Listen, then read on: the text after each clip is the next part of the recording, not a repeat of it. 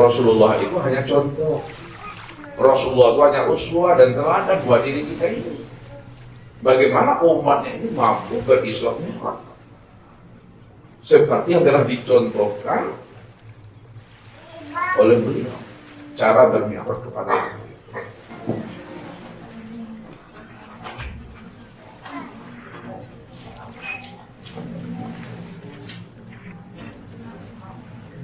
Yang pertama Bapak Ibu, ya kita lihat prosesnya.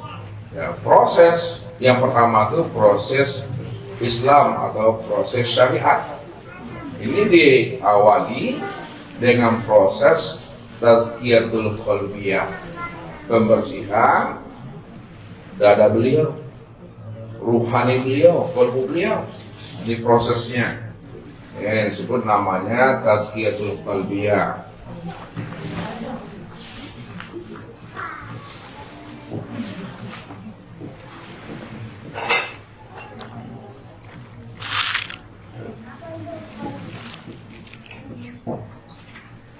Tazkiyatul qalbi itu proses pembersihan ruhani qalbu. Kalaulah ruhani Nabi dibersihkan, qalbunya Rasulullah dibersihkan, jangan pula Bapak Ibu salah pula memahaminya, berarti hati Nabi kotor. Ya, hati Nabi itu berumui. Bukan. Nabi itu adalah contoh dan uswah sebenarnya bagi diri kita ini. Ya. Karena siapapun yang akan bermi'raj, siapapun yang akan berliku dengan Allah, maka prosesnya itu adalah proses pembersihan hati. Nah, Nabi contohnya itu untuk memberitahukan pesan yang tersirat bagi umat ini. Karena Allah katakan apa? Fi qulubihim maradun fazadahumullah. Bahwa hati manusia itu penuh dengan penyakit, penuh dengan nipak-nipak batin. Nipak batin itulah sebenarnya sebagai batu licin, batu pengaruh, hijab dan penghalang bagi diri kita untuk bisa bermi'raj kepada Allah. Makanya supaya rohani kita itu bisa berisra mi'raj kepada Allah, maka perlu proses tazkiyatul qalbi, yaitu pembersihan hati. Ini yang disebut namanya ya, mengeluarkan nipak-nipak batin sekiranya itu ada di dalam hati kita. Ujub, ria, takut, dengki, sombong, sosok, onge, gibah, namimah, seganteng, serancak, solepai. Itu semuanya itu penghalang udah. Penghalang tuh. Makanya Nabi katakan apa? La tadkhulul jannata man kana fi qalbihi misqala dzarratin min. Tidak akan masuk surga umatku walaupun dia itu adalah ahli ibadah, ahli sujud. Jikalau ada di dalam hatinya sebesar zarah sifat sombong, sifat ujub, sifat takbur, ujub, sombong dan takbur, itulah sebenarnya penghalang dirinya itu untuk bisa masuk ke dalam surga Allah. Jadi jangan dianggap enteng, dianggap remeh masalah ujub Bapak Ibu, masalah takbur. Hati-hati. Ya. Jangan hanya zahirnya saja dikatakan ahli surga, ya. Seolah-olah Bapak Ibu kita semua sudah mendapatkan sertifikat surga, tapi di dalamnya kan itu namanya hijau di antara namun wahum yahsabuna annahum yuhsinuna sun'a. Kamu menganggap, mengira dan menyangka bahwa dirimu itu adalah ahli surga, dalam melakukan amal yang terbaik di hadapan Allah. Padahal kamu sebenarnya sudah tertipu dengan diri dan amalmu sendiri, tapi kamu tidak menyadarinya. Ini yang mesti dibersihkan. Siapa yang ingin berliku dan bermi'raj kepada Allah, dicontohkan oleh Allah melalui Nabi. Itu uswah itu. Jadi Rasulullah itu ya, seumur hidupnya itu sempurna proses tazkiyahnya, ya, dibersihkan pada umur 4 tahun. Dibersihkan tuh pada usia ya 10 tahun, pada usia 15 tahun, pada usia 40 tahun, pada usia 51 tahun. Dibersihkan Bapak Ibu proses. Maka ketika itulah Jibril, Mikail datang menghampiri beliau. Dibawalah Rasulullah itu ke sumur Zam-Zam. Nah, disitulah Rasulullah dibaringkan lalu dibedah dadanya. Dari sini kan di bawah jangkut ini Bapak Ibu sampai pusat ini. Ya kalau Allah yang memerintahkan malaikat untuk mengoperasi Rasulullah, tentu tidak berdarah Bapak Ibu, tentu tidak ada sakitnya. Setelah dibelah dadanya, dibersihkan hati itu. Setelah dibersihkan hati beliau, dicuci dengan air Zam-Zam, barulah dimasukkan ke dalam hatinya itu iman, Islam, tauhid dan ma'rifat. Jadi dimasukkanlah nur iman, Islam, tauhid dan ma'rifat. Makanya Allah katakan, walakinnallaha habbaba ilaikumul imana wa zayyanahu fi qulubikum. Akulah yang membuat hatimu itu cinta, mahabbah minhu, dengan aku, kata Allah. Maka aku tanamkan keimanan itu betul-betul tertancap di dalam rahasia hakikat dirimu, kata Allah. Jadi iman itu letaknya di hati, kan? Iman itu letaknya di hati. Hati itu letaknya di mana? Harus dipahami itu. Biar tahu Bapak Ibu. Nah, ini harus bukakan nih. Allah katakan, ya, aku ciptakan anak Adam itu, ya, itu sebagai sebuah mahligai. Mahligai. Mana itu Ibnu Adam kisor, aku jadikan anak Adam itu batang tubuhnya seperti sebuah mahligai. Di dalam mahligai itu ada namanya hati sudur. Ya? Hati sudur, sudur hatimu. Di dalam hati sudur itu, disitulah letaknya hati fuad. Hati fuad. Di dalam sudur itu letaknya hati fuad. Di dalam fuad itulah terletaknya hati kulub. Di dalam hati kulub itu letaknya hati bahjatul kulub atau sawafa. Di dalam hati bahjatul kulub itu, disitulah letaknya hati lubban.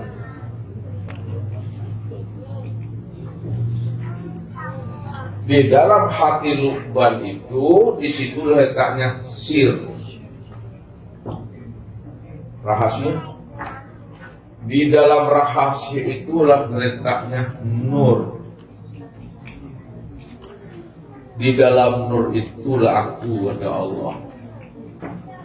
Rupanya iman, keyakinan Bapak Ibu kepada Allah itu betul-betul dia tersimpan, terletak, terhunjam di dalam rahasia hakikat diri Bapak Ibu itu. Rahasia hakikat diri Bapak Ibu itu adalah nur. Siapa nur itu? Nur itu tiada lain adalah tempat memandang nyatanya aku itu Tuhan. Itu yang dikatakan min ibadihi juz'an. Itu yang dikatakan tajalli diriku, bahagia diriku.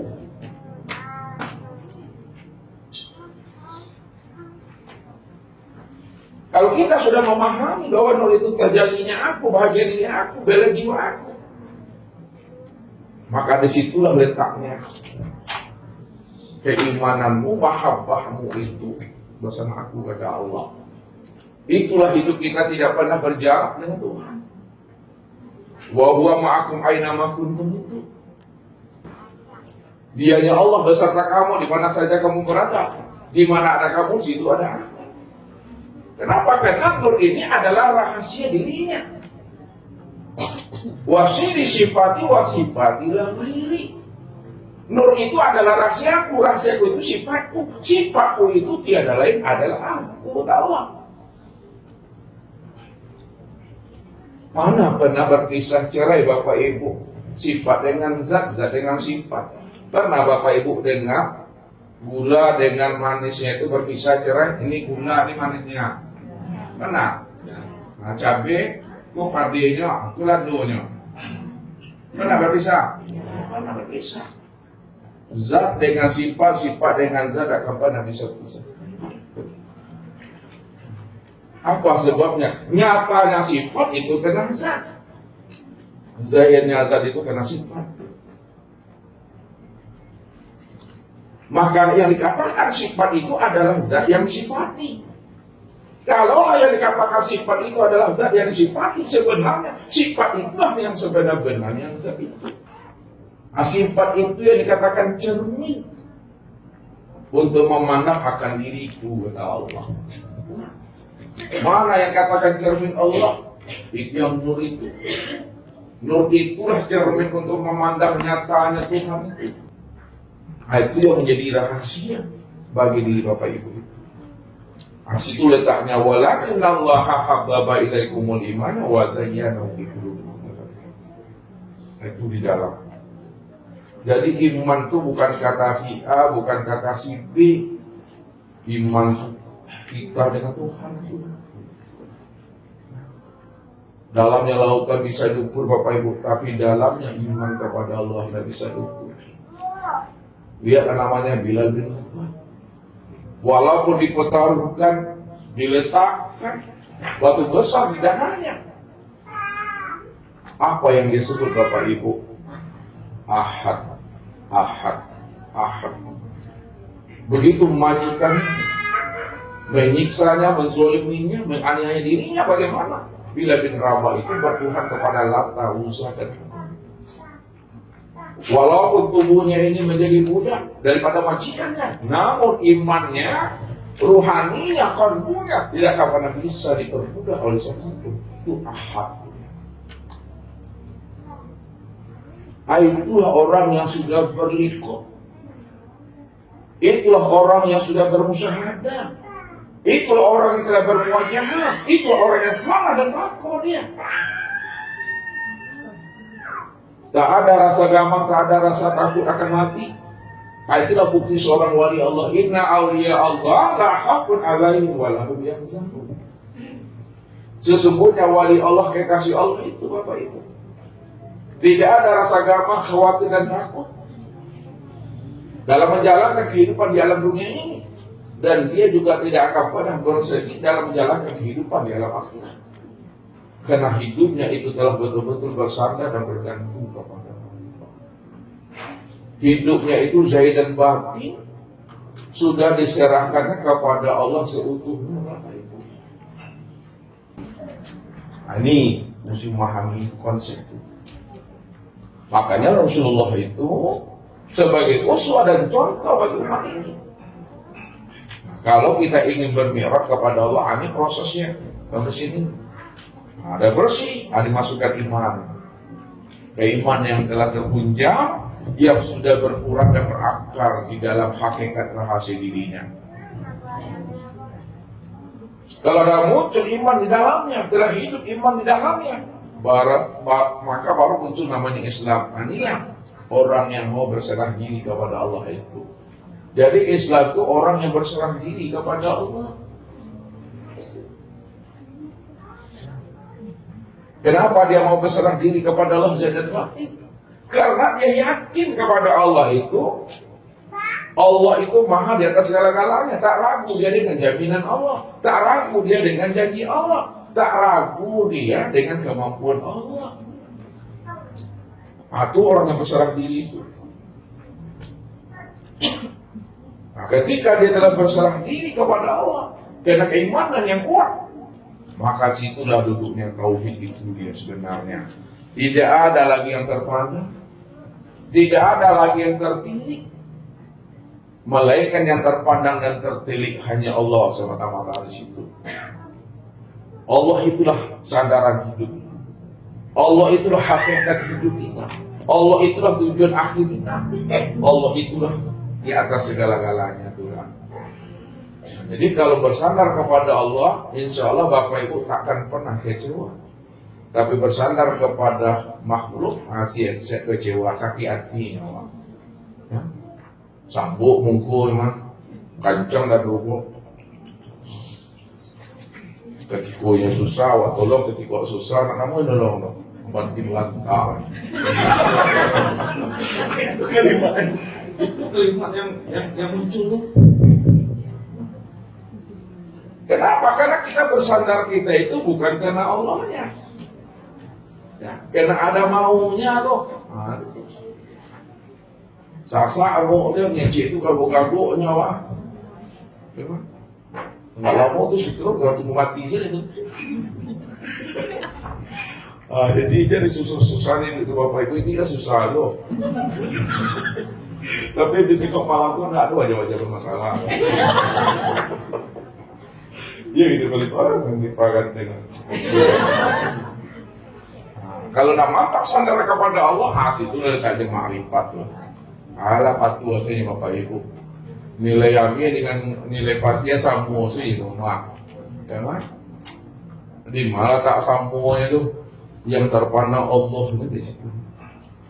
Jadi pandang Allah di atas segala-galanya Tuhan. Biar nyaman di awak, biar aman di Allah tuh. Akhirnya bahas supaya nyaman, akhir nali Allah itu. Aku jalannya. Jadi kita kini membuka dan membaca kitab nafsiyah namanya. Kitab nafsiyah itu Bapak Ibu yang tidak ada hurufnya, tidak ada barisnya, tidak ada titiknya, tapi Bapak Ibu bisa bacanya. Kalau tidak bisa baca jangan pulang dulu. Itu kitab nafsiyah loh. Nah, supaya kita bisa bermakrifat kepada Allah. Ala berasi ada dua nabi itu, ya. Barulah Nabi diperjalankan. Namanya perjalanan Bapak Ibu, ya kan? Tentu ada kendaraannya. Kendaraannya itu disebut namanya dengan burak. Burak atau buruak?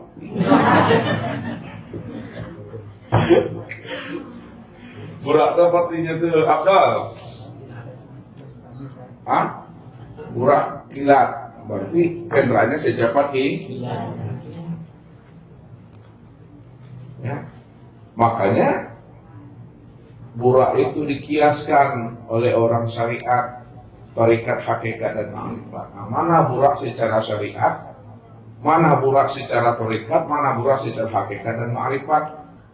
Nah, jadi burak secara ilmu syariat itu karena ini adalah perjalanan secara syariat kan, perjalanan Islam dan syariat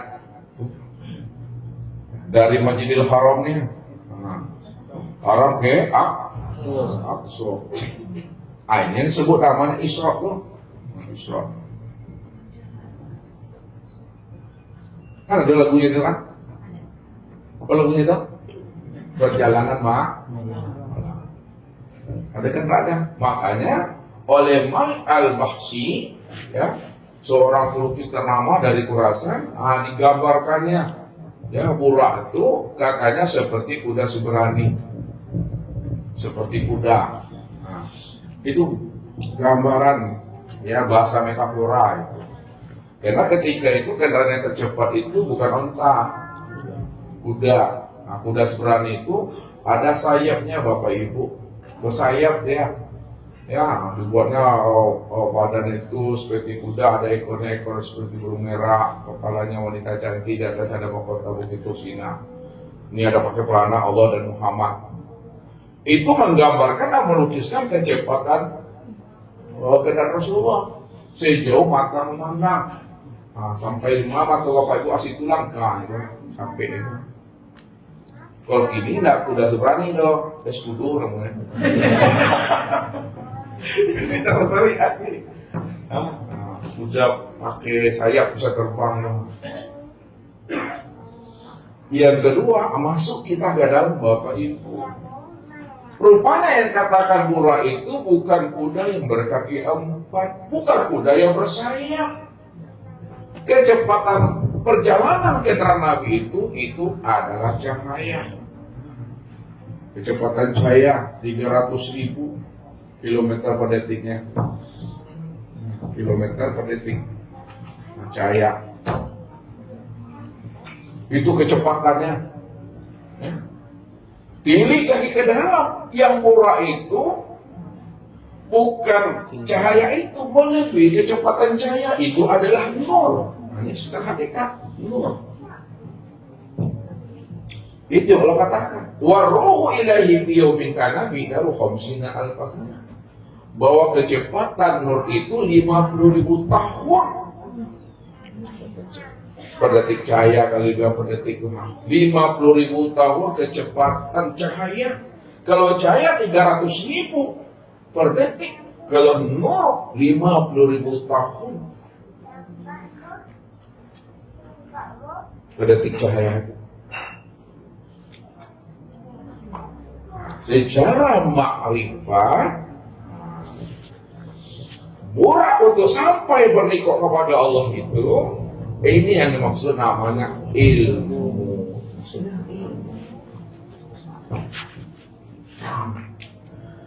Jadi orang yang berilmu lah yang bisa sampai kepada Allah. Makanya kita wajib menuntut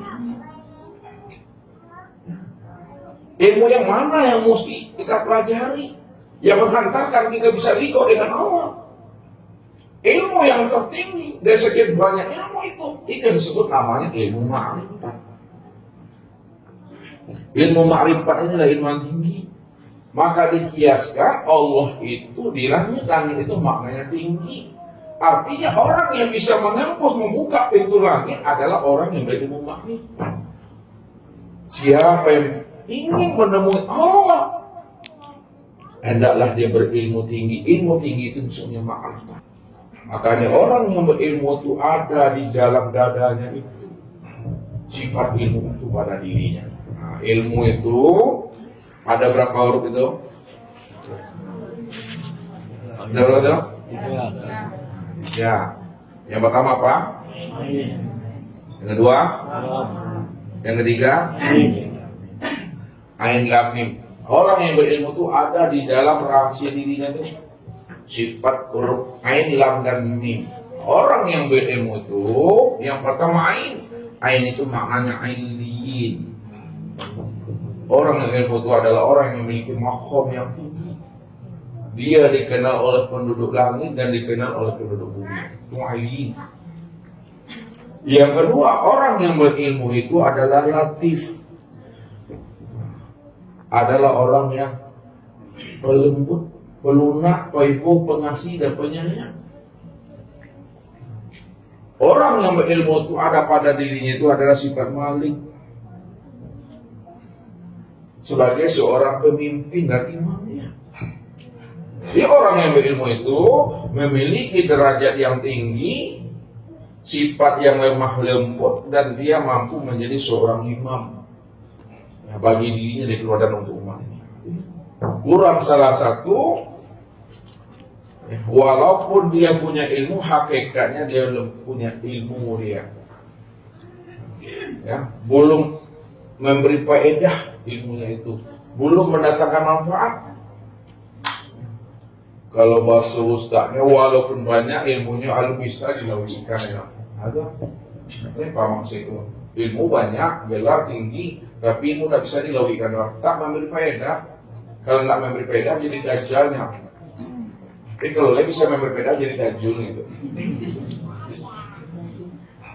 Biarlah ilmu seketek, tapi dia bisa dilauikan. Nah, itu rancak tuh. Ilmu itu tidak banyak lah, tapi memberi hikmah buat dirinya. Nah, itu makanya dikatakan oleh Rasul, man amila bima alima wa rasulullah ilma malam yang. Barang siapa yang mau mengamalkan ilmu yang dia dapatkan, mau dia mengamalkan ilmu yang dia pahami, maka Allah akan mewariskan kepada dirinya ilmu hikmah. Siapa yang mendapatkan ilmu hikmah? Kata Allah, itu lebih baik dunia seisinya itu. Yuktil hikmata mayasa wa mayuktal hikmata faqad utiya khairan katsira. Aku akan berikan kepada dirinya ilmu hikmah karena dia termasuk orang pilihan, kata Allah. Barang siapa yang aku pilih dia untuk mendapatkan ilmu hikmah, maka itu lebih baik bagi dirinya dunia dan seisinya. Disitulah dia diberi Allah ilmu banyak yang tidak ada hingga dan batasnya, Bapak Ibu. Orang makrifat. Jadi kendaraannya Bapak Ibu burak, tapi buraknya itu adalah ilmu ma'rifat. Siapa yang sudah memiliki ilmu ma'rifat, sudah mengenal akan Allah, maka dia telah mendapatkan burak untuk perjalanannya itu. Ada pada diri Bapak Ibu. Nah, ini contohnya Nabi yang mengatakan sebagai uswahnya.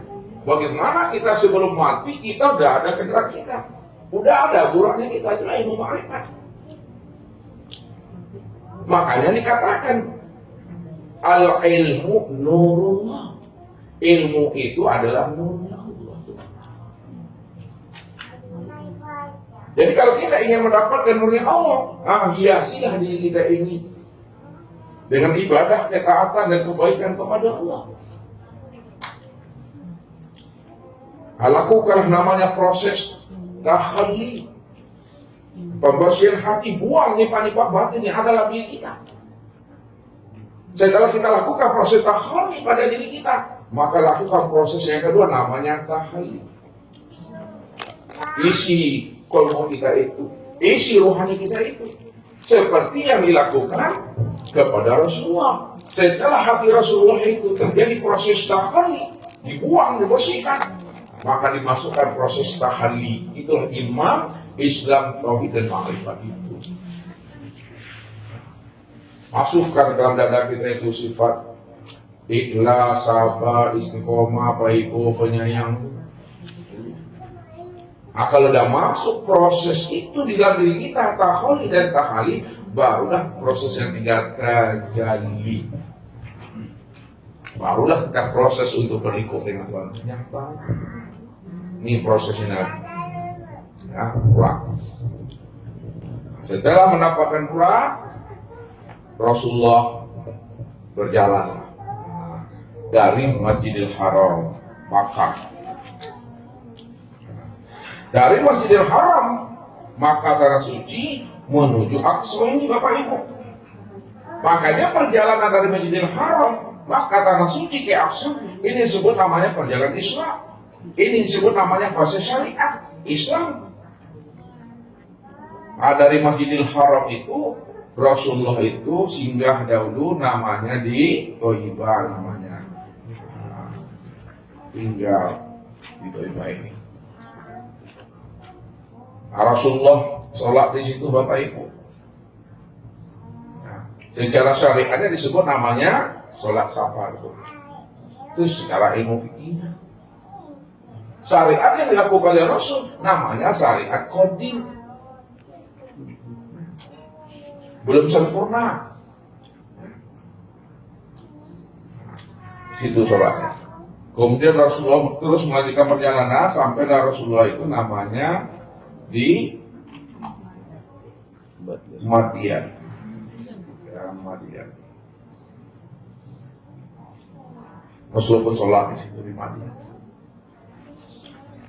Itulah mengenang sejarahnya, ya. Nabi Musa ketika dikejar oleh Fir'aun waktu keluar dari kota Mesir, berarti Rasulullah itu di Madian. Terus Rasulullah melanjutkan perjalanan lagi di Tursina. Berarti lagi Rasulullah ini sholat. Itulah mengenang proses Nabi Musa apa? Ya, Nabi Musa mendapatkan tongkat. Ya. Terus Rasulullah melanjutkan proses perjalanan lalu sampai di Bethlehem, Baitul Lahmun, rumah daging.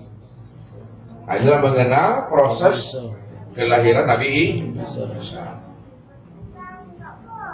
barulah Rasulullah sampai ke Aqsa ini Bapak Ibu. Ini Aqsa. Jadi proses dari Masjidil Haram ke Aqsa itu sebut namanya Isra itu. Ini Isra sampai di Aqsa. Sinilah Rasulullah mengimami ya sholatnya para nabi dan para rasul yang banyaknya 124.000 itu Bapak Ibu.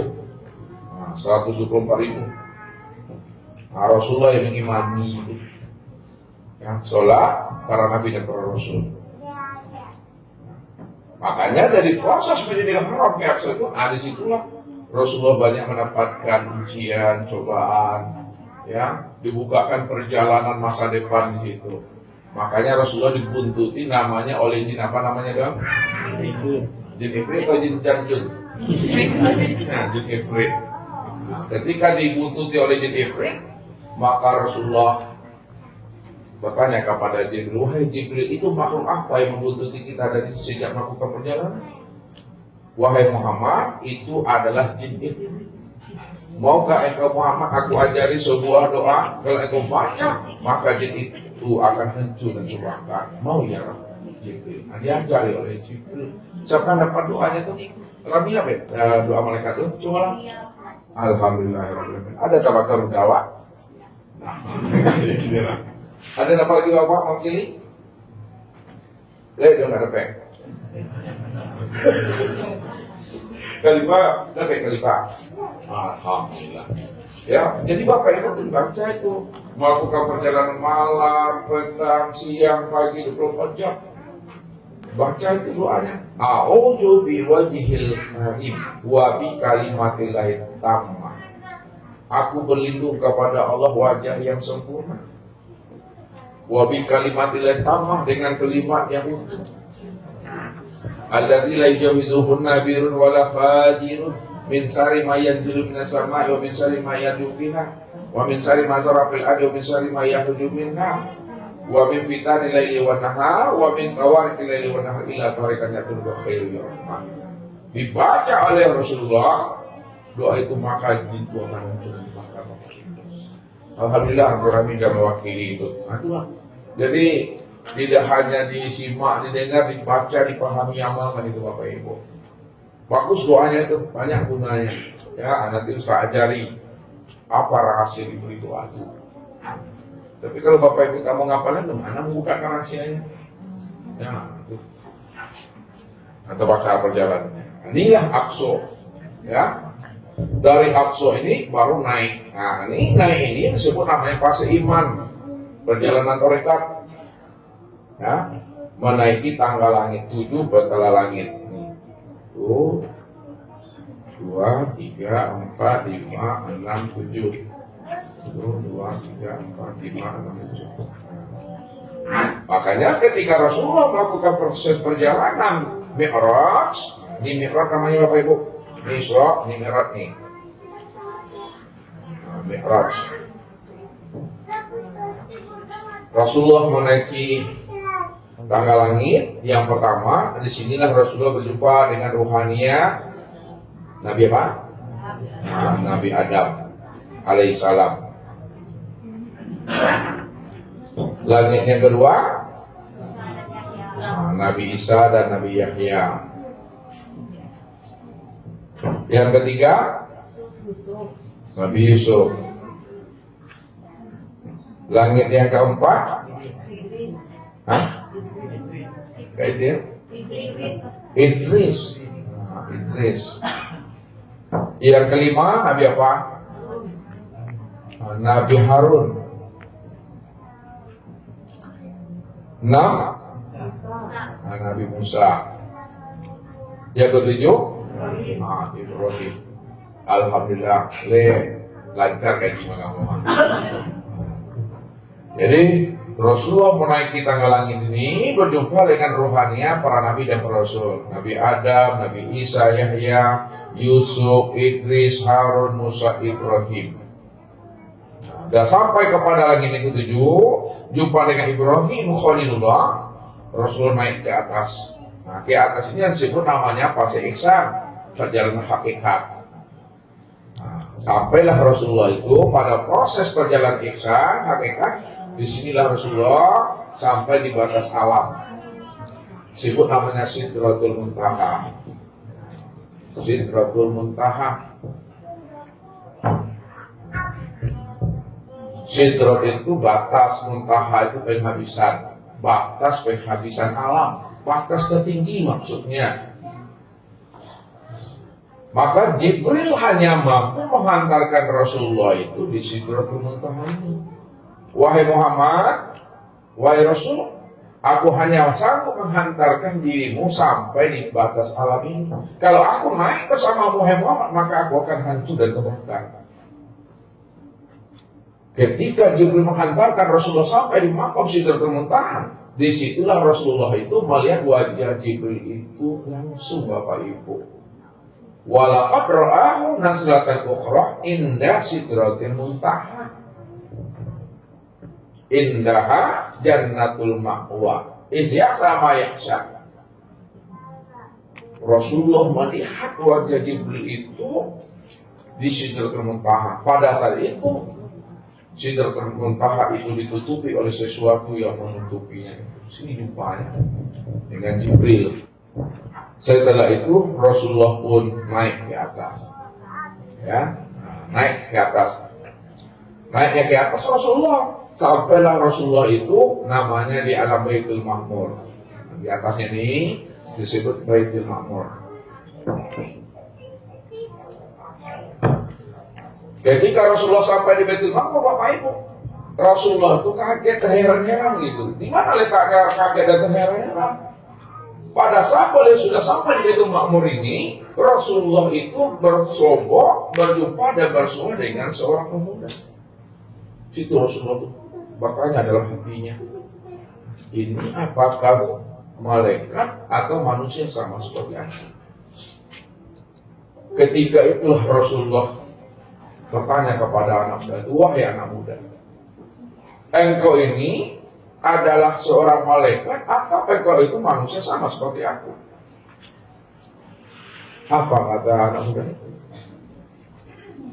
Ya Muhammad, aku ini bukan malaikat, tapi aku ini adalah manusia biasa sama seperti dirimu. Ana basarun mislukum yuhayyin. Aku manusia biasa. Ya Allah beri aku petunjuk dan hidayah seperti Allah memberi petunjuk dan wahyu kepada dirimu. Lalu Rasulullah pun bercerita dengan pemuda itu. Wahai anak muda, apa amalan yang membuat dirimu bisa sampai ke makom ini? Padahal aku mengira dan menyangka bahwa akulah orang yang pertama kali sampai di makom Baitul Ma'mur. Rupanya sebelum aku sampai, dirimu dah lebih dahulu ada di makom ini. Apa sebenarnya wahai anak muda amalanmu, wiridan kamu, sehingga kamu itu sampai pada makom Baitul Ma'mur itu? Barulah diberi jawaban oleh anak muda, wahai Muhammad, wiridan aku, amalia aku, ada 3 yang aku amalkan. Nah, ini Bapak Ibu, kalau ingin naik ke atas tuh, 3 amalannya mesti dihidupkan. Yang pertama, wahai Muhammad, lisanku selalu basah berzikir kepada Allah. Lisan yang senantiasa berzikir kepada Allah. Kiamat waqudan wala junubihim. Baik dalam keadaan berdiri, dalam keadaan duduk, dalam keadaan berbaring, lisannya senantiasa menyebut nama Allah. Yang kedua, hatiku selalu aku gantungkan ke masjid. Hati yang digantungkan ke masjid adalah hati yang mahabbah, hati yang rindu, hati yang berpanjang-panjang dengan Allah. Makanya dikatakan al-qulubul mu'min baitullah, hatinya orang-orang yang beriman, hatinya orang-orang yang telah jimat, yang tidak ada lagi nifaq batin di dalamnya, bersarang dan bertanya. Maka itu yang katakan baitullah. Maka bersihkanlah baitullah yang ada di dalam hati ini. Fi buyutin azinallahu an turfa'a wa yuzkara fiha ismuhu yusabbihu lahu fiha bil ghudwi wal asal. bahwa cahaya nur Allah itu ada di dalam hatimu, ada di dalam rumahnya. Maka bersihkanlah rumah Allah itu, Baitullah itu sendiri. Siapa yang mau membersihkan rumah Allah yang ada dalam hatinya, maka akan muncul namanya mahabbah. Disitulah kuatnya hatinya bersandar kepada Tuhan. Dan yang ketiga, aku tidak pernah durhaka kepada ayah ibuku.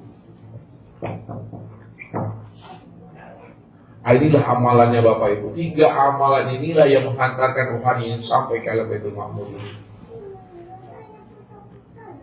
Setelah itu Bapak Ibu, Rasulullah terus melanjutkan perjalanan sampailah Rasulullah itu di alam al-mala'il a'la.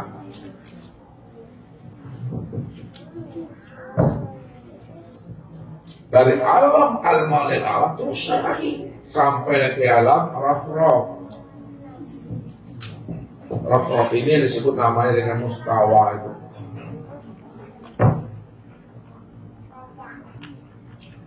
Ketika Rasulullah telah sampai ke alam Raf-Raf mustawa, maka disitulah Rasulullah itu berliqa dengan Rabb-nya, baru berliqa dengan Allah. Ketika Rasulullah berliqa, bermusyahadah ya, dengan Allah, maka apa salam yang diucapkan Rasulullah pada saat beliau itu berliqa dengan Allah? Ini yang diungkapkan dalam baginda Rasul. At-tahiyatul mubarakatus salawatu thayyibatu lillah. Lalu dijawablah oleh Allah salamnya Rasul itu dengan ucapan apa tadi Pak? Assalamu alayka ayyuhan nabiyyu wa rahmatullah. Langsung dijawab oleh Rasul dengan ucapan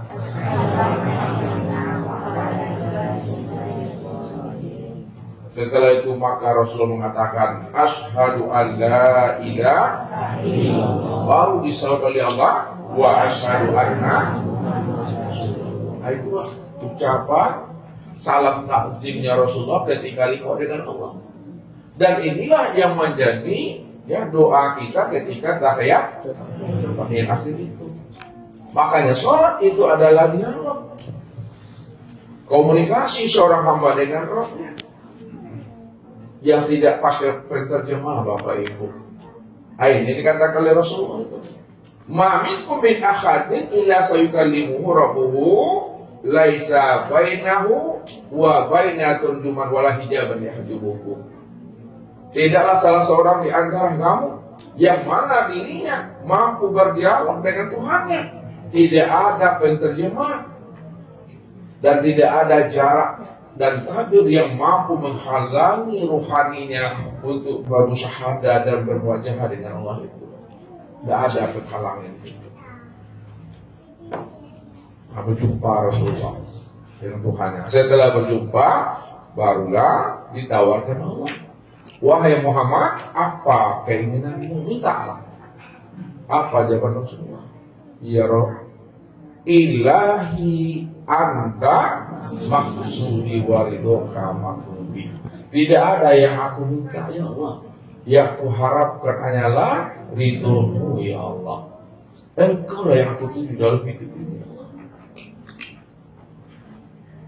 Penyerahan dirinya kepada Allah secara totalitas. Bagaimana hidupnya beliau itu ya, barokah dunianya, barokah akhiratnya, selamat dunianya, selamat akhiratnya itu. Sebagai bentuk mahabbahnya diri beliau kepada Allah. Dan Allah juga menunjukkan mahabbahnya kepada beliau. Bagaimana diri beliau itu senantiasa berkekal dengan Allah, hati-hati dan jiwanya dengan Tuhan. Ketika itulah Allah baru mewajibkan sholat kepada diri beliau. Nah, sholat yang pertama kali diwajibkan Allah kepada beliau namanya sholat apa Ibu? Nah, sholat daimun. Alladzina fi sholat hinda. Itulah sholat yang berkekalan, sholat yang berkesinambungan, amal yang daim. Makanya dikatakan Allah Wal baqiyatu sholihatu khairun 'inda rabbika. Amal yang kekal, amal yang daim, amal yang berkesinambungan itulah amal yang terbaik, amal yang dicintai dan diridhoi oleh Allah.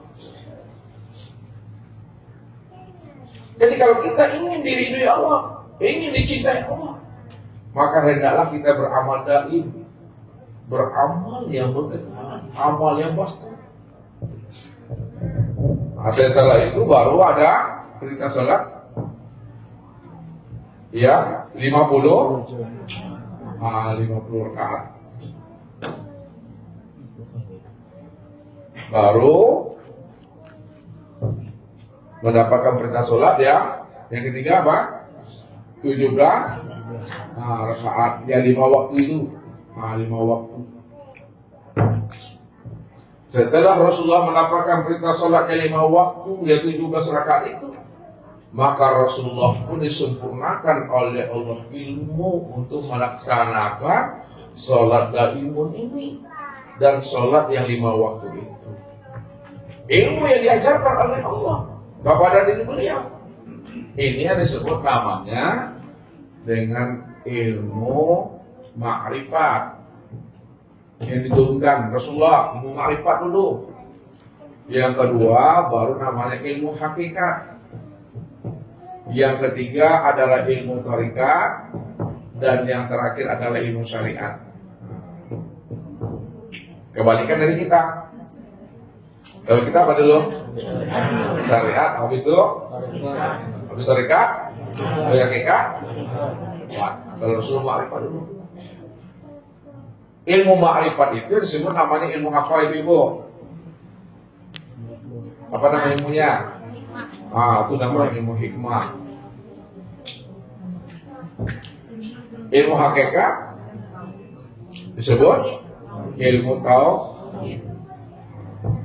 Ilmu thariqat tasawuf. Ilmu syariat fikih. Yang diajarkan. Makanya orang yang sudah mendapatkan ilmu ma'rifat hikmah, maka terbukalah akan apanya? Sirnya, rahasia diri.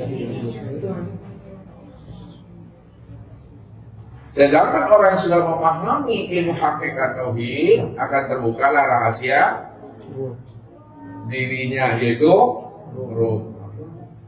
Orang yang sudah mendapatkan ilmu thariqat tasawuf, maka terbukalah rahasia hatinya. Orang yang telah mendapatkan ilmu syariat fikih, maka terbukalah rahasia batang tubuhnya. Itu yang didapatkan oleh Rasulullah, ilmu itu. Makanya ilmu syariat fikih itu tuh pakaian bagi tubuh. Pakaian bagi tubuh. Sedangkan ilmu thariqat tasawuf pakaian bagi hati. Ilmu hakikat tauhid pakaian bagi itu tadi. Sedangkan ilmu ma'rifat hikmah itu adalah pakaian bagi sir. Ini yang namanya pakaian cap jempol seorang mukmin kepada Tuhan yang sempurna. Ada dapat ilmu ini, baru Rasulullah turun. Turun lagi. Masjidil Haram ini. Waktunya berapa? Sepertiga malam. Ini kan tuntas nih. Lalu apa hikmah yang bisa kita ambil? Lihat, ini hikmah yang kita ambil lagi. Kita masuk ke dalam lagi. Ini cerita nih baru nih. Ya, cerita, kita menceritakan proses perjalanan syariat, thariqat, hakikat, Islam, iman dan ihsan. Apa hikmahnya? Hikmahnya Bapak Ibu, sebelum Nabi itu diperintahkan Allah untuk mendirikan sholat daimun, sholat 50 kali, sholat 17 kali, apa yang lebih dahulu yang dikenalkan Nabi kepada Tuhannya?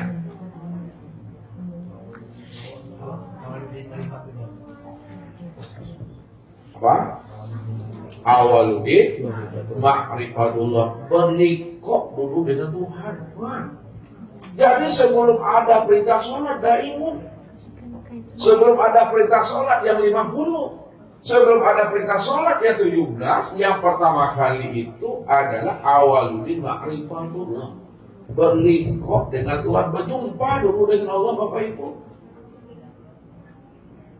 kalau tak berjumpa dengan Allah, tak lingkup dengan Allah, bagaimana Nabi dan umatnya mendirikan sholat itu betul-betul bisa ingat Allah? Sedangkan sholat yang 50, yang 17 rakaat itu didirikan di atas ilmu syariat, didirikan di atas ilmu tarikat, didirikan di atas ilmu hakikat dan makrifat. Kalaulah sholatnya 5 waktu itu didirikan atas ilmu syariat, tarikat, hakikat, makrifat, itu maknanya sholat yang didirikan itu betul-betul sholat yang ingat kepada Allah nih. Wa aqimi sholata li zikri. Dirikanlah sholat itu untuk mengingat aku, kata Allah. Bagaimana Bapak Ibu bisa mengingat Allah, bisa hadir ruhani kepada Allah, kalau Bapak Ibu belum liqo dengan Tuhan? Nah, kalau kita belum liqo dengan Allah, tidak akan pernah bisa hadirnya hati ruhani dan juga kita kepada Allah. Liqo dulu. Kalau sudah liqo, baru disebut namanya apa? Musahadah.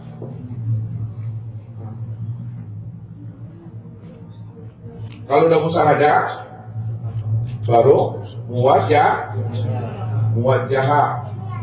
bertatap wajah.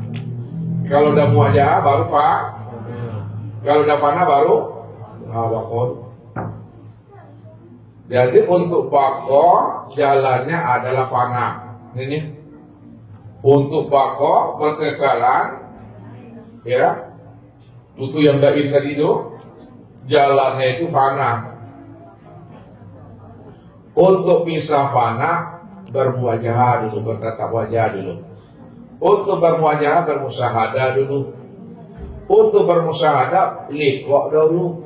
Untuk liqo baru makrifat kepada Allah.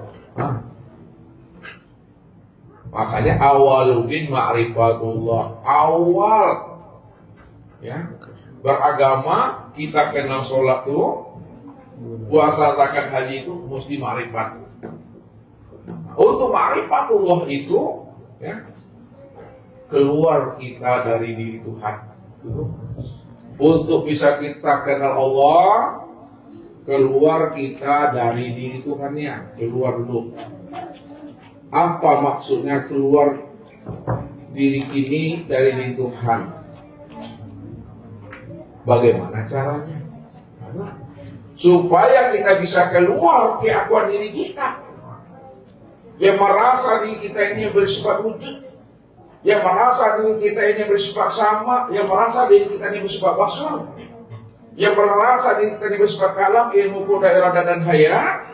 Maka prosesnya, kata Nabi, supaya kita keluar dari diri Tuhan, mutu qabla anta mutu, matikan dirimu sebelum dirimu mati. Berarti untuk keluar daripada diri Tuhan itu, supaya kita bisa kenal Tuhan, jalannya adalah mati. Ini sini kita buat mutu qabla anta mutu.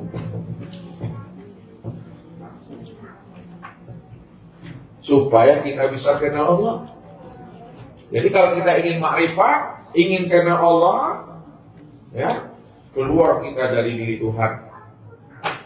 Supaya kita keluar dari diri Tuhan, matikan keakuan diri itu. Keakuan diri yang mengaku wujud dan yang bersifat tuh, nih. Matikan keakuan diri yang merasa diri itu yang wujud dan yang bersifat. Ini yang mesti dimatikan dulu Bapak Ibu. Bila engkau adalah engkau, maka engkau tak kenal aku. Bila engkau bukanlah engkau, maka engkau pasti kenal dengan aku. Apa maksudnya tuh? Bila engkau adalah engkau, maka engkau tak kenal aku. Bila engkau merasa bahwa engkau lah yang wujud, engkau yang sama, engkau yang basar, engkau yang ilmu, engkau kuda, irada, dan hayat, maka ketika itu engkau takkan pernah bisa mengenal aku, karena akulah yang wujud itu. Aku yang sama, aku yang basar, aku yang kalam, aku yang ilmu, aku yang kudrat, iradah dan hayat. Namun apabila engkau bukanlah engkau, pasti engkau kena aku.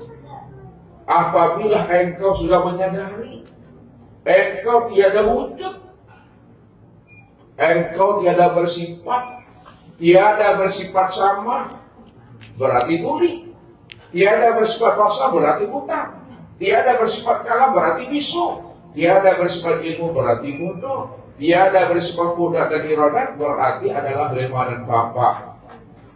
Tiada bersifat hayat berarti mati. Ketika itulah engkau bisa mengenal akan aku. Akulah yang wujud, aku yang melihat, aku yang mendengar, aku yang berkata, aku yang mengetahui berkuasa berkehendak dan hidup itu kata Allah. Makanya pada saat Bapak Ibu udah mati rasa keakuan diri yang ada pada diri, ketika itulah Bapak Ibu disebut namanya ma'rifat. Ya. Ketika Bapak Ibu sudah mati keakuan diri Bapak Ibu, ketika itulah Bapak Ibu dikatakan ma'rifat. Kenal Allah. Allah lah yang wujud dan Allah yang bersifat. Kita tidak wujud dan kita tidak bersifat. Yang wujud dan bersifat siapa, Bu? Allah. Kalau Allah yang wujud, Allah yang bersifat. Yang hayat itu siapa tuh? Allah. Yang sama basar? Allah. Yang kalam ilmu? Allah. Yang muda iradah? Itu udah ma'rifat sudah. Rupanya ma'rifat itu, ya, itulah yang menghantarkan kita itu kepada liqah. Ma'rifat itu menghantarkan kita liqah. Liqah itu menghantarkan kita bermusyahadah. Musyahadah itu menghantarkan kita bermuwajahah. Muwajahah menghantarkan kita kepada fana-fana, menghantarkan kita kepada waktu. Rupanya ma'rifat, liqah dan musyahadah itu adalah pada diri sendiri. Mengenal Allah, menyumpai Allah, memandang dan bertatap wajah dengan Allah itu pada diri sendiri. Jangan keluar diri. Makanya Nabi katakan apa? Man talabal maula bi ghairi nafsi faqad dolalan ba'ida. Barang siapa yang ini bermakrifat kepada Allah, ingin berliqah dengan Allah, ingin bermusyahadah dengan Allah, ingin berwajah dengan Allah, ingin fana dengan Allah, lalu dia mencari dan menemukan Allah keluar daripada dirinya, faqad dolalan ba'ida, maka sungguh ia telah berada pada kesesatan yang sangat jauh. Rupanya menemui Tuhan itu bukan keluar diri Bapak Ibu, pada diri sendiri.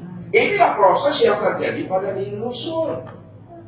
Makanya ketika Rasulullah berjumpa dengan Allah, Nabi itu bukan menemui Allah itu seperti kita menemui sahabat kita, seperti kita menemui ayah bunda kita. Bukan keluar diri, tapi memandangnya, meniliknya, menyentarnya, menyilaunya itu pada diri sendiri. Pada saat itu Nabi memandang ke depan, tak nampak Tuhan itu. Pandang ke belakang, tak terlihat Tuhan. Melenong ke kita, melenong ke suuk, tak berjumpa itu Tuhan itu. Tengok kata, tengok ke bawah, tinggi ke dalam, tinggi ke bawah, tak berjumpa Allah. Disitulah Nabi baru menyadari sesadar-sadarnya pada puncak Sidratul Muntaha. Apa? Sidratul Muntaha secara syariat batas alam yang tertinggi. Secara hakikat kesadaran yang tertinggi. Disitulah Nabi paham dan mengerti, rupanya memandang, bermusyahadah, berliqah dan bermakrifat kepada Allah itu menyilau dan menyentarnya pada diri sendiri. Disitulah Allah katakan, awalam yatafakkaru fi anfusihim wa fi anfusikum afalam tubsirun. Kenapa tidak kamu pikirkan? Dengan kecerdasan rohani dan akal pikir yang Allah berikan kepada diri kita, kenapa tidak kamu pikirkan dirimu? Siapa dirimu sebenarnya? Siapa yang mau menggunakan kecerdasan rohani dan akal pikirnya maka taulah dia siapa dirinya. Wa fi anfusikum afala tubsirun. Aku ini telah wujudnya aku telah nyatanya aku telah lenyap menjadi rahasia diriku, kata Tuhan. Pahamilah itu, kata Allah. Rupanya Nabi memandang, melihat, berjumpa dengan Allah itu pada diri sendiri. Disitulah Nabi mengatakan, ra'aituhu bil fuadi walam arahu bil aini. Aku menyaksikan Allah itu dengan fuadku, dengan qalbuku, dengan ruhaniku, walam arahu bil ain, dan aku tidak menyaksikannya dengan mata, tapi menyaksikan dan melihatnya itu dengan hati. Inilah kesadaran Tuhan. Jadi apabila telah mati kesadaran kita, telah mati keakuan kita, maka ketika itu muncullah kesadaran Tuhan dan keakuan Tuhan yang ada pada diri Bapak Ibu. Karena diri Bapak Ibu dan keluar dari diri Tuhan itu, diri Allah cuma yang ada. Ketika telah ada kesadaran Tuhan pada diri, itulah Bapak Ibu sudah menyaksikan Allah itu pada maqam sidratul muntaha, kesadaran yang tertinggi. Itu yang diucapkan oleh Nabi Musa itu. Falamma afaqa qala tutu ilaika. Ya. Ketika Musa itu sudah sadar dari pingsannya, maksudnya sudah sadar dari pingsannya, telah betul-betul muncul kesadaran Tuhan pada dirinya. Tak ada lagi keakuan dirinya, tak ada lagi kesadaran dirinya. Yang ada hanya kesadaran Allah pada dirinya. Falamma afaqa subhanaka, maha suci engkau ya Allah. Apa yang aku pikirkan selama ini tentang engkau ya Allah, bukanlah engkau ya Allah. Apa yang aku pahami selama ini tentang engkau, bukanlah engkau ya Allah. Karena engkau maha suci ya Allah, dari segala yang ada, dari segala yang wujud, dari segala yang nyata. Namun engkau betul-betul nyata dari segala yang nyata ini. Engkau nyata pada segala sesuatu itu. Di situ letaknya tidak bisa kita berbicara tentang Allah. Situ letak keluhnya di dalam itu. Tak ada yang bisa menghantarkan tentang Allah itu. Kenapa? Gak bisa dihantarkan dengan kata-kata, gak bisa dihantarkan dengan suara. Sebab lain disebut, lain pula nanti yang ditunjuk. Lain yang ditunjuk, lain pula nanti yang disebut. Beda pengertiannya. Contohnya aja lah Bapak Ibu. Apa namanya Bapak Ibu? Meja lah. Usah tunjuk kan? Kok meja tuh? Wah. Alas sudah. Alas semua. Wah, kok yang? Wah. Kok kayu? Jadi lain yang disebut, lain yang ditunjuk, lain yang ditunjuk, lain yang dibilang. Berarti mengenal Allah itu cukup dipahami, cukup disadari, sesadar-sadarnya bahwa diri kita tidak wujud, kita tidak bersifat, tak ada yang ada itu Allah. Kalau Allah cuma yang wujud, Allah cuma yang ada, maka Allah itu segala yang nyata. Allah itu segala yang ada. Kalau Allah itu segala yang wujud dan segala yang nyata, maka segala yang ada dan segala yang nyata itulah nyatanya Allah itu. Karena dia cuma yang awal. Dia cuma diri yang awal. Diri yang awal itu adalah diri yang ahad. Diri yang ahad itu diri yang esa. Diri yang esa itu diri yang tunggal. Apa maknanya diri yang awal adalah ahad, ahad itu adalah esa, esa itu adalah tunggal? Hanya dia seorang yang ada. Hanya dia semata-mata. Tidak ada yang lain Bapak Ibu. Kalau hanya dia semata-mata yang wujud, hanya dia semata-mata yang ada, maka segala yang wujud, segala yang nyata itulah nyatanya akan dirinya. Tidak ada siapa-siapa di situ. Makanya tidak ada alam selain Allah.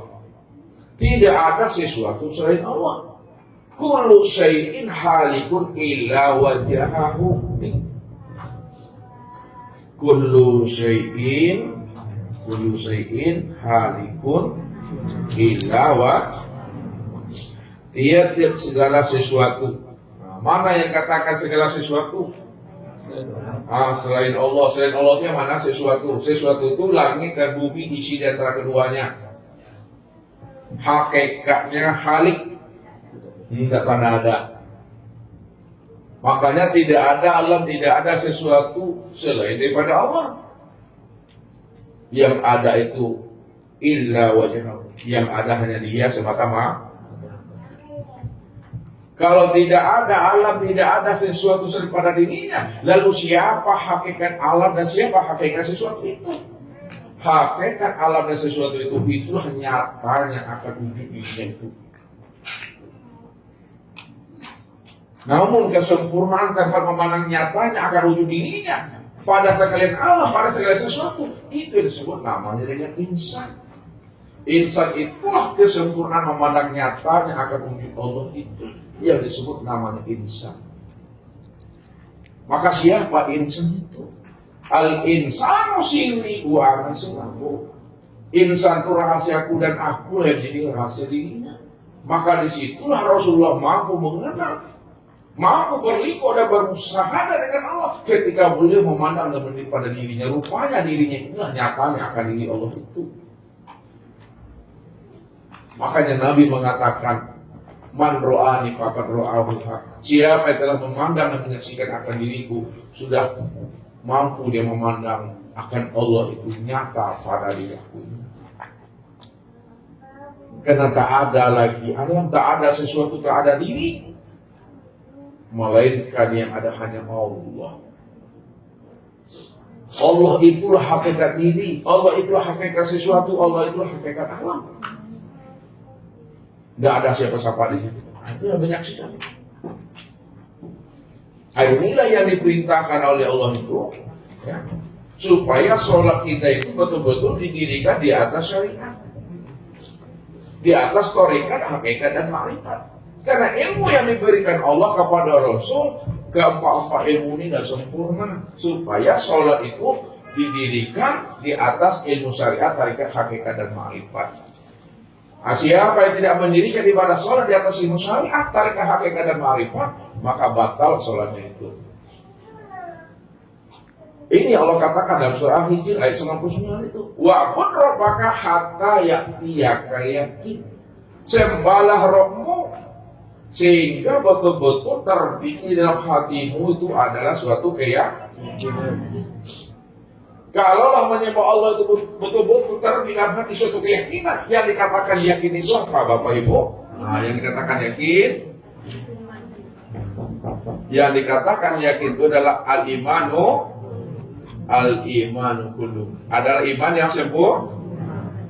Iman yang sempurna itu adalah antu'minu bi ru'yatil.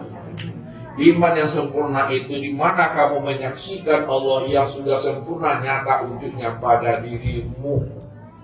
Itu maknanya wa'bud rabbaka hatta ya'tiyaka yakin. Sembahlah Allah Rabbmu yang telah wujud dan nyata pada dirimu. Jadi sholat yang tidak menyaksikan Tuhan batal. Sholat tidak menyaksikan Tuhan, sholat tidak melihat Tuhan adalah batal. Apa sebabnya batal? Karena dia menghayal, karena dia berimajinasi. Padahal Allah itu nyata, padahal Allah itu wujud. Kalau Allah itu nyata dan Allah itu wujud, untuk apa dibayang-bayangkan juga lagi? Untuk apa dikhayal-khayalkan juga lagi? Untuk apa diimajinasikan lagi? Segala yang wujud, segala yang nyata, itulah nyatanya Tuhan itu. Jangan Bapak Ibu pikir-pikirkan pula ini tulisan ini. Apakah huruf alif dan lam ha ini Allah? Apakah tulisan Allah itu Allah? Kalaulah tulisan Allah, huruf Allah, lafaz Allah itu yang kita katakan Allah, lalu kita tanamkan ke dalam pikiran, kita hunjamkan dalam hati, berarti kita telah menjadikan asma Allah itu menjadi berhala dalam hati dan pikiran kita. Makanya jangan sampai Bapak Ibu menyembah tulisan Allah. Ini yang dikatakan Tuhan itu.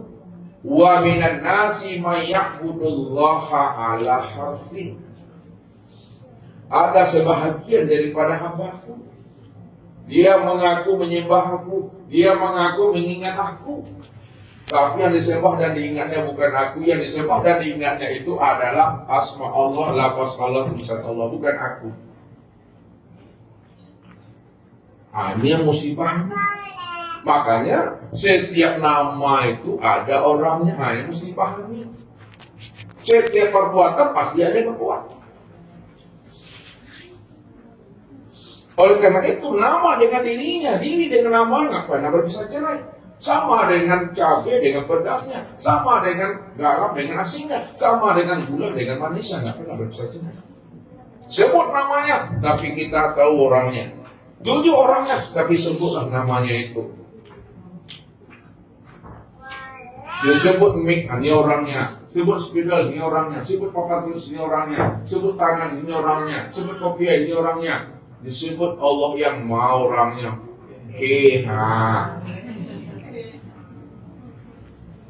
Karena dia cuma yang ada.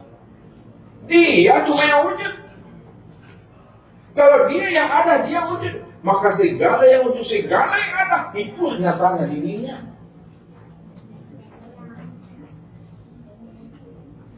Gak ada di siapa-siapa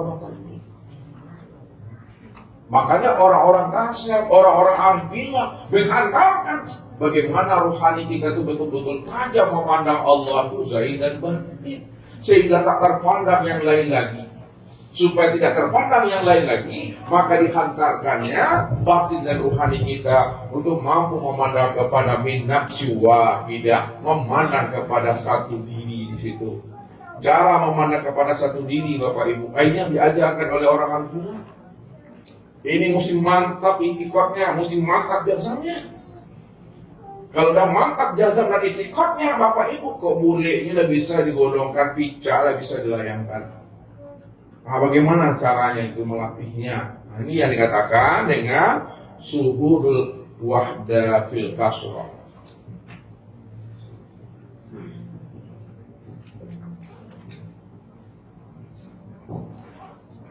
Kemudian suhudul kasrah fil wahda. Dan yang ketiga suhudul wahda fil wahda. Ya. Ini dari ujung-ujung kaji Bapak Ibu. Suhudul wahda fil kasrah, pandang yang satu pada yang banyak. Yang satu itu siapa? Allah. Yang satu itu Allah, makanya Allah itu ahad. Sedangkan yang banyak itu adalah alam atau sesuatu. Maksudnya pandang Allah pada segala alam. Apa maknanya pandang Allah pada segala alam? Bahwa Allah itulah yang wujud, Allah itulah yang nyata pada sekalian alam. Allah itulah yang wujud, Allah itu yang nyata pada segala sesuatu. Nah, itu yang dikatakan suhudul wahda fil kasrah. Karena Allah yang ahad, Allah yang esa, Allah yang tunggal. Kalau Allah itu ahad, esa dan tunggal, maka Allah itulah yang wujud dan yang nyata pada segala sesuatu. Disitulah adanya i'tiqad kita menjazamkan ke dalam hati suatu kelima yang sudah hidup di dalam diri dengan mengatakan la ilaha illallah. Ya. Makanya ini disebut kalimat apa namanya kalimat? Kalimat tauhid. Kalimat tauhid itu maknanya tidak ada lagi yang terpandang yang terpilih pada diri di luar diri. Pada saat memandang, pada saat mendengar, pada saat berkata, bergerakkan dia, melainkan yang terpandang pada diri di luar diri. Pada saat memandang dan mendengar, berkata, bergerakkan dia hanya Allah. Itulah maknanya la ilaha illallah. Tidak ada yang wujud, tidak ada yang nyata, tidak ada yang mendengar, berkata, mengetahui, berkuasa, berkehendak dan hidup, melainkan yang wujud dan yang nyata. Yang melihat, yang mendengar, berkata, mengetahui, berkuasa, berkehendak dan hidup, melainkan hanya Allah. Tuh, suhudul wahdah fil kasrah. Ini mantap kan di sini. Yang kedua, suhudul kasrah fil wahdah. Pandang yang banyak pada yang satu. Maksudnya pandang yang banyak pada yang satu. bahwa segala sesuatu alam ini, segala yang wujud ini dalam bentuk rupa yang berbeda, wujud yang lain, yang berbagai-bagai, itulah nyatanya Allah. Kullu syai'in khaliqun illa wajhahu. Tiap segala sesuatu, enggak pernah ada yang ada, hanya Allah. Kalau Allah cuma yang ada, maka segala yang ada, segala sesuatu, itulah nyatanya aku, kata Allah. Digunakan dengan bahasa kias, bahasa bersayap, yang menjadikan sesuatu itu yang jadi sesuatu rupanya. Yang menjadikan alam itu rupanya jadi alam. Kalau yang menjadikan alam itu yang menjadi alam, yang menjadikan sesuatu itu jadi sesuatu, maka segala alam, segala sesuatu, itulah yang sebenar-benarnya diri yang satu itu yang ahad itu yang diri Allah itu. Situ letaknya dia meliputi segala yang wujud dan segala yang nyata dalam bentuk rupa berbeda wujud yang lain. Yang terakhir, suhudul wahda bil wahda. Pandang yang satu pada yang satu. Maknanya pandang Allah, maka yang terlihat juga wujud Allah. Wujud Allah. Itu maksudnya. Itu yang dikatakan min nafsi wahidah. Itu yang disebut namanya pandangan yang suhud. Pandangan yang suhud itu Bapak Ibu adalah pandangan yang wahdatul wujud. Pandangan wahdatul wujud itu pandangan hanya dia semata-mata yang ada. Bukan dua wujud menjadi satu wujud. Bukan satu wujud menjadi dua wujud. Dari sejak sononya satu juga wujudnya, tidak pernah dua. Sebutannya dua, penyampaian dua, cara menghantarkannya dua. Namun yang diungkapkan, yang dihantarkan, yang disebutkan pada hakikatnya itu adalah diri yang satu itu dua. Kalau nggak disebutkan dengan kata-kata Bapak Ibu, mana Bapak Ibu bisa pada mengerti? Nih, dan buat contohnya nih. Ini apa namanya nih Bu? Isu ya. Ini kita anggap diri yang ahad, diri yang esa, diri yang tunggal. Hanya dia semata-mata yang ada, hanya dia semata-mata yang wujud. Ya. Sekarang, kan dia nggak bisa dikenal loh, nggak bisa disebut, hanya dia sendiri loh, kosong aja dia. Ya, makanya diri ahad itu, diri yang kosong loh, hanya dia itu nggak bisa disebut ya. Bagaimana menyebutnya? Hanya cuma yang ada. Lalu supaya dia bisa disebut, bisa dikenal, bisa diceritakan, lihat nih. Ya, disobek dia. Ini dah terbagi dua dia tuh Bapak Ibu. Ya. Samakah sobekan ini dengan, samakah kata sobek ini dengan yang disobek ini? Sama. Kalau sama, jadi yang sobekan ini apa namanya bagi yang ini? Bahagian daripada ini. Maka yang ini disebut namanya zat, ini yang disebut namanya sifat. Ya. Nyatanya zat karena sifat, zahirnya sifat itu karena zat. Sebutannya dua, satu zat, satu sifat, namun hakikatnya satu. Kalau hakikatnya satu, lalu mana yang katakan sifat, yang disebut sifat? Sifat itu adalah zat yang disifati. Kalaulah sifat itu adalah zat yang disifati, pastikan dalam hati ini sifat itu yang sebenar-benarnya zat. Satu juga orangnya, bukan dua. Bukan satu menjadi dua. Bukan dua jadi satu. Bukan begitu memahami wahdatul wujud tuh. Bukan seperti itu Bapak Ibu. Dari sejak dahulunya, dari sejak sononya, dari sejak mula jadinya memang satu dia. Dia batin. Bagaimana batin ini bisa dikenal? Maka dia menamai dirinya dengan zohir. Padahal yang zohir itulah sebenarnya diri yang batin itu. Untuk melihat diri yang batin, lihatlah kepada yang zohir. Yang zohir ini kenyataan yang batin. Kalau yang zohir itu kenyataan yang batin, maka yang zohir inilah sebenar-benarnya diri yang batin itu. Yang Bapak Ibu lihat itu diri yang zohir atau diri yang batin? Diri yang batin. Diri yang batin yang Bapak Ibu lihat. Karena dia sudah nyata. Makanya yang nyata ini, yang zahir, yang nyata yang batin itu. Yang batin itu yang sebenarnya nyata. Jadi jangan dikatakan Allah itu batin juga lagi. Karena dia sudah nyata. Yang nyata itu yang dia batin itu. Kalau dia tidak ingin dikenal, maka dia menamai dirinya dengan batin. Kalau dia ingin dikenal, maka dia menamai dirinya dengan Zahir. dua ada orang itu. Satu. Satu tuh. Apanya dua? Cukup dia. Namanya, penyebutannya, cara menghantarkannya dua. Hakikatnya satu. Sekarang kita beri namanya. Yang zat namanya Allah. Yang sifat namanya Muhammad. Nyatanya Muhammad, ya. Nyatanya Muhammad karena Allah, zahirnya Allah itu karena Muhammad. Kalau Bapak Ibu ingin melihat Allah, lihatlah kepada Muhammad. Kenapa untuk melihat kepada Muhammad? Karena Muhammad ini kenyataan Allah. Pasti mati. Kalaulah Muhammad itu kenyataan Allah, maka Muhammad itu sebenarnya Allah. Itu maksudnya Muhammad ini yang mensifati Allah. Kalaulah Muhammad ini mensifati Allah, maka Muhammad itu yang sebenarnya Allah itu. Engkau itu aku itu engkau. Itulah maknanya aku. Muhammad, engkau aku itu engkau. Engkau tak ada, aku yang Muhammad itu. Karena Muhammad itu wujud aku dan aku batinmu. Muhammad itu zahirku, aku batinnya.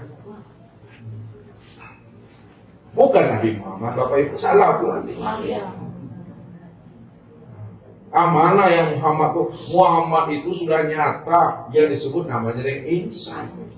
Insan itu yang Muhammad itu yang nyatanya Allah. Tiga nama yang itu, tiga sebutannya orangnya, satu juga tuh. Ya. Allah itu namaku, Muhammad itu nama wujudku, insan itu nama rahasia aku juga yang menanggungnya tuh. Nah, ada siapa? Nah, satu juga Bapak Ibu. Ya. Itu maksudnya. Nah, kurang juga paham lagi Bapak Ibu nih. Budayanya. Saya contohkan biar paham. Ya. Supaya dapat tumbuhannya banyak palu. Lihat ini Tuhannya. Lihat, ya. Nah, gelas ini yang ada isi air ini, yang di gelas besar ini, terus ini. Setelah Ustaz pindahkan air yang ada di gelas ini ke dalam ini separuh, ya, samakah air yang ada di dalam gelas yang bening ini dengan gelas yang ada dalam ini? Apa sebabnya sama? Karena asalnya dan tempatnya sama.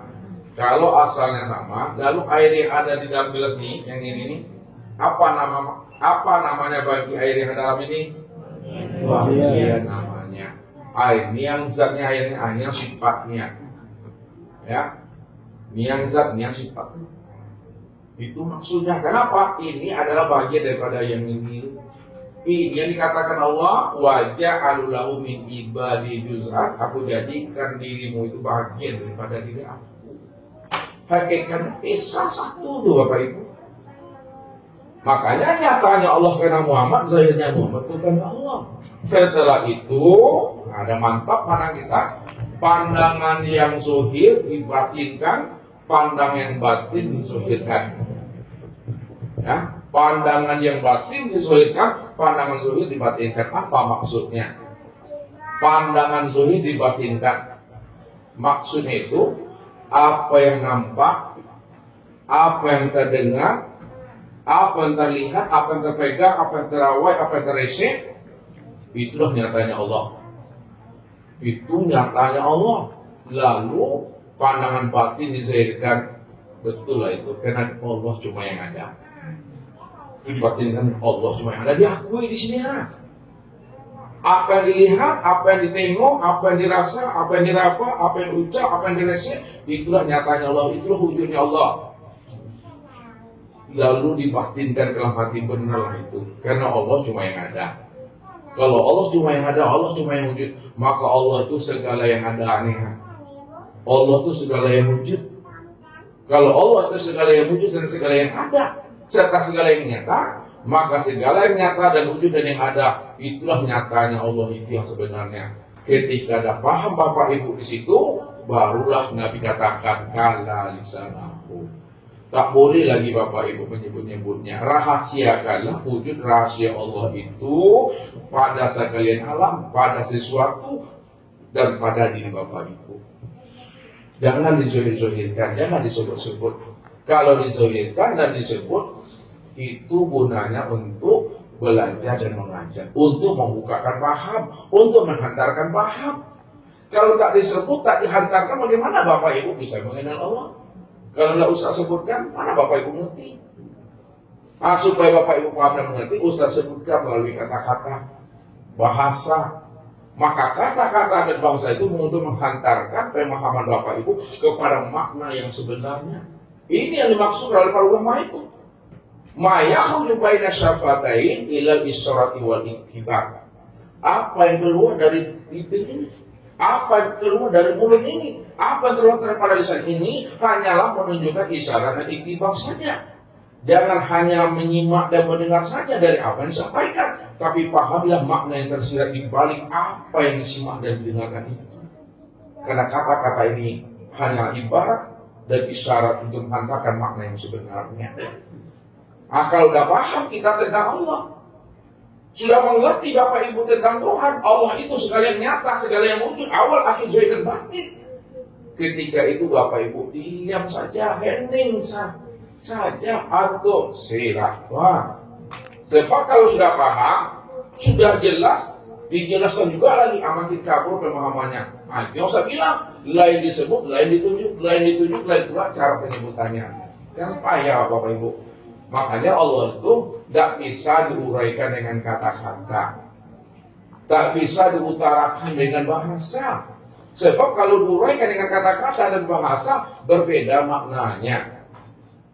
Walaupun berbeda maknanya, tapi hantarkanlah dengan bahasa dan kata-kata supaya paham kita apa yang dimaksud dari setiap apa yang dikatakan itu yang sebenarnya. Ketika itu baru diam. Kalau udah diam, alhamdulillah, maka segala yang wujud yang bergerak dan diam itulah dirinya Tuhan. Tidak boleh disebut lagi Bapak Ibu. Kalau jaliru, jadi cari-cari Tuhan boleh. Kalau Allah sudah nyata, Allah sudah wujud, bahwa dialah wujud yang awal, dialah wujud yang akhir, dialah wujud yang zahir, dialah wujud yang batin, dicari-cari jodoh, nanti butuh sangi itu. Nah, padahal dirinya, di luar dirinya, segala yang ada itu ya diri yang sebenarnya.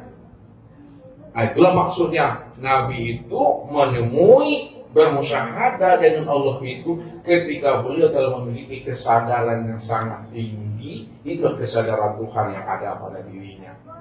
Rupanya tidak ada yang wujud dan yang nyata pada alam dan pada diriku. Inilah dia si wujud yang awal, si wujud yang akhir, si wujud yang sudah dimati. Hanya Allah. Dia Nabi itu paham di situ. Ini jelas tuh nyata. Maka ini pesan Nabi. Apa kata Rasulullah? Innakum satarawna rabbakum iyana. Kamu melihat Allah itu betul-betul nyata, senyata-nyatanya. Kalaulah mata ini mampu memandang segala yang nyata, maka Allah itu lebih nyata dibanding apa yang dilihat oleh mata. Kalaulah alam ini nyata, dirimu nyata, Allah itu lebih nyata lagi daripada alam dan nyatanya dirimu itu. Tapi ingat, hei Abdul Qadir, kata Rasulullah, innakum dan tara rabbakum hatta tamutu. Kamu tidak akan pernah bisa melihat Allah yang maha nyata itu. Walaupun Allah itu maha wujud, Allah maha nyata dari Allah dan maha nyata daripada dirimu, kamu tak akan pernah bisa melihat Allah itu. Hatta tamutu. Apabila kamu sudah mati, kamu sudah keluar dari diri Tuhan, barulah di situ kamu bisa melihat Tuhan yang maha nyata itu pada dirimu. Rupanya Bapak Ibu, untuk melihat Allah itu jalannya mati. Alaina mua berhenti jadi urang. Lai alhamdulillah tuh. Pampu berdeka. Keluar kita dari diri kita. Matikanlah diri itu sebelum aja sampai. Matikan diri itu sebelum usia habis. Apa maksudnya matikan diri sebelum usia habis? Agar sampai matikan keakuan diri yang merasa diri yang wujud dan merasa diri yang bersifat. Jangan yang hadir dulu, kalau nak gara-gara din, aku dena yang hilangkan aku lah. Ya. Itu batu licin tuh Bapak Ibu, hijab dah tuh dah. Tapi kalau dah paham Bapak Ibu, sudah mengerti Bapak Ibu, yang sebenar aku itu Allah, yang sebenar-benar ambo itu Allah, yang sebenar-benarnya dena itu Allah, yang sebenar-benarnya saya itu Allah, yang sebenar-benarnya engkau itu Allah, yang sebenar-benarnya itu Allah. Bilanglah aku, bilanglah engkau, bilanglah dia. Insya Allah tidak akan menjadi batu licin. Kenapa? Karena kita paham yang menyebut dan yang disebut itu juga orang itu. Itu yang dikatakan dari Allah, bagi Allah, untuk Allah. Nah, barulah kita paham siapa yang menyembah, siapa yang disembah. Ya ada? Tambah juga jiling mah. Siapa yang menyembah? Dilihat ya. Siapa yang menyembah? Kemudian siapa yang disembah? Nah, siapa yang menyembah Bapak Ibu? Yang menyembah Muhammad. Siapa yang disembah? Yang disembah adalah Allah. Maka Muhammad itu diturunkan ke dalam bahasa syariat. Siapa Muhammad itu? Muhammad itu adalah insan. Siapa Allah itu? Tuhan. Dari insan menyembah Tuhan. Padahal insan itu Muhammad. Padahal Tuhan itu itulah derajat daripada Allah itu. Nah, paham Bapak Ibu seperti itu? Ya. Siapa yang sebenar-benarnya Muhammad itu? Tilik lagi ke dalam. Yang Muhammad itu adalah zohirku. Zohirku. Sedangkan Allah itu adalah batinku. Aku juga tuh orangnya tuh. Di mana letaknya aku juga di situ? Ya, diriku ini bernama Allah, wujud diriku bernama Muhammad. Itu maknanya kif ya Muhammad ana rabbaka usolli. Berhentilah engkau mengaku diri engkau yang sholat. Muhammad ana rabbaka usolli. Aku Tuhanmu yang sholat itu. Ayah Muhammad pada di Bapak Ibu yang mana dia? Ini yang tubuh. Yang Allah pada di Bapak Ibu yang mana yo? Akhirnya dapat dahulu itu. Makanya kesempurnaan mana Allah dan Muhammad itulah nyata pada insan. Insan itu ada zohirnya, ada batinnya.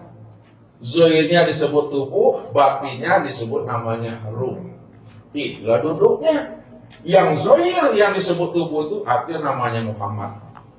Yang batin, yang nyata pada ruh artinya disebut namanya Allah.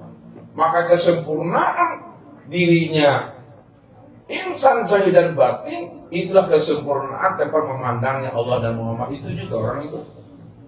Al insanu siri wasiri sifati wasifati ghairi.